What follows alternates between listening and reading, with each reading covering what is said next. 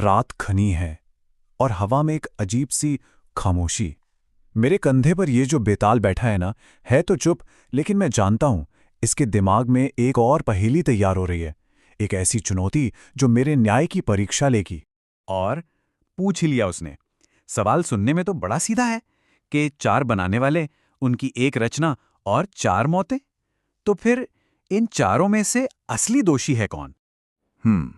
ठीक है बेताल, किसी भी पहेली को सुलझाने से पहले कहानी के किरदारों को समझना जरूरी है। तो चलो सबसे पहले सबूतों की ही पड़ताल करते हैं। देखो, हमारी कहानी शुरू होती है कुसुमपुर नाम के एक शहर से। यहाँ एक जाने माने ब्राह्मण के चार बेटे थे, लेकिन उनका भविष्य कह सकते हैं कि अंधेरे में था। हुआ ये कि उनके माँ बाप गुजर गए और उनकी दुनिया मानो उजड़ सी गई। रिश्तेदारों ने उनकी सारी जायदाद हड़प ली, उन्हें उन्हीं के घर से बाहर निकाल दिया। वो बिल्कुल बेसहारा और हताश थे, और यही हताशा उन्हें एक बहुत ही खतरनाक रास्ते पर ले जाने वाली थी। उन्होंने तय किया कि इस गरीबी से निकलने का सिर्फ एक ही रास्ता है, ज्ञान। उन्होंने एक दूसरे से वादा किया कि सब अलग अलग दिशाओं में जाएंगे और ऐसी अनोखी विद्या सीखकर लौटेंगे जो उन्हें उनकी खोई हुई इज्जत वापस दिला सके। और सच में उन्होंने कमाल की शक्तियां हासिल की। एक भाई ऐसा था जो सिर्फ हड्डी के ढांचे पर मांस बना सकता था। दूसरा भाई उस मांस को खाल और बालों से ढक सकता था। तीसरा शरीर के अंदर के सारे अंग बना सकता है। और चौथा तो बेजान चीज में भी जान डाल सकता है। सोचो, चार अलग अलग हुनर जो अगर एक साथ मिल जाएं तो कुछ भी बना सकते हैं, चाहे वो अद्भुत हो या फिर भयानक। तो कई साल गुजर गए और वो चारों भाई फिर से मिले। अपनी अपनी कला में माहिर, वो अपनी शक्तियों को आजमाने के लिए बेचैन थे, और इसके लिए उन्होंने एक सुनसान जंगल को चुना।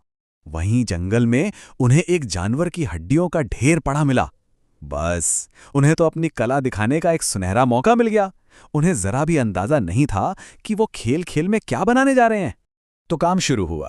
पहले भाई ने उन सूखी हड्डियों पर अपनी विद्या का इस्तेमाल किया, और देखते ही देखते मांस की लाल लाल परतें उन हड्डियों पर ऐसे लिपट गईं जैसे कोई शिकारी अपने शिकार को जकड़ लेता है।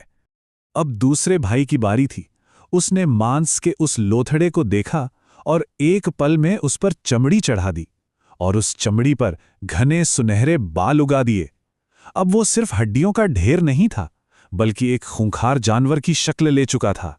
फिर तीसरा भाई आगे आया और उसने उस खाली शरीर के अंदर जिंदगी के सारे पुर्जे डाल दिए। एक दिल जो धड़कने को तैयार था, फेफड़े जो सांस लेने को बेताब थे। मतलब एक शिकारी का पूरा शरीर तैयार था, बस एक आखिरी चिंगारी का इंतजार कर रहा था।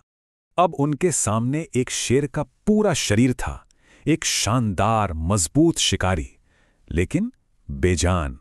वो बस एक चीज का इंतजार कर रहा था, जिंदगी। और अब कहानी उस मोड़ पर आ पहुंची जहां से लौटना नामुमकिन था।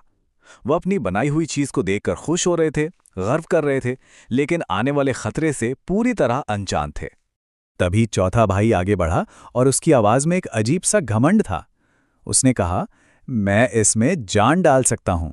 और उसने अपनी विद्या का इस्तेमाल किया।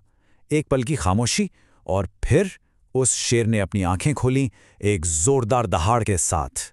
वो अपने ही बनाने वालों पर टूट पड़ा और एक एक करके सबको खत्म कर दिया।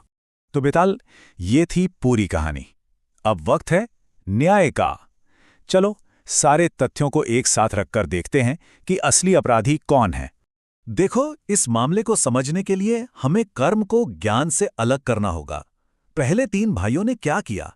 एक ने मांस चढ़ाया, दूसरे ने खाल बनाई, तीसरे ने अंग डाले। उन्होंने सिर्फ हिस्से बनाए।